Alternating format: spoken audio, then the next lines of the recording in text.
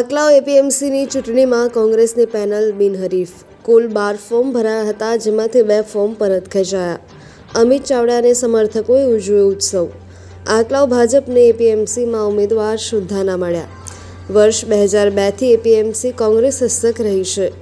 અમિત ચાવડાએ મતદારો અને પ્રજાનો આભાર માન્યો. કહાનવાડી જમીન વિવાદની સીધી અસર ચૂંટણી પર આવી હોવાની ચર્ચા. અમિત ચાવડાએ સ્પષ્ટ અને સારો વહીવટ પરિણામ માટે ગણાવ્યો જવાબદાર.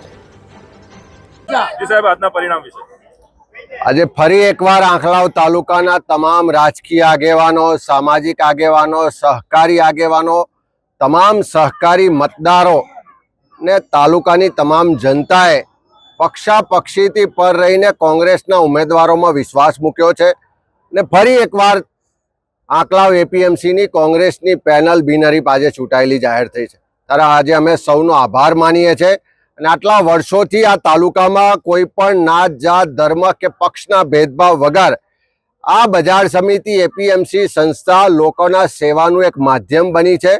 કોઈ પણ તકલીફ હોય, કોઈ પણ જરૂરિયાત હોય તો એના માટેનું એક સંપર્કનું કેન્દ્ર બની છે અને અમારા સૌનો આજે પ્રયત્ન રહેશે કે ફરી જનતાએ જ્યારે મતદારોએ વિશ્વાસ મૂકીને કોંગ્રેસની પેનલને બિનહરીફ ચૂંટીને મોકલી છે ત્યારે આવનારા દિવસોમાં આ તાલુકાના ખેડૂતોને એના ઉત્પાદનના સારા બજાર ભાવ મળે, ખેડૂતોના પ્રશ્નોનું નિવારણ થાય, સરકારી યોજનાઓનો સીધો લાભ ખેડૂતો સુધી પહોંચે એવો અમારો પૂરો પ્રયત્ન રહેશે. અને ફરી એકવાર અમે આખા તાલુકાના તમામ લોકોનો આભાર માનીએ છીએ કે કોંગ્રેસની પેનલને આજે બિનહરીફ ચૂંટાયેલી જાહેર કરી એટલે સૌએ અમારા પર વિશ્વાસ મૂક્યો છે. આ વિશ્વાસ ક્યારેય ડગવા પણ નહીં દઈએ ને તૂટવા પણ નહીં દઈએ.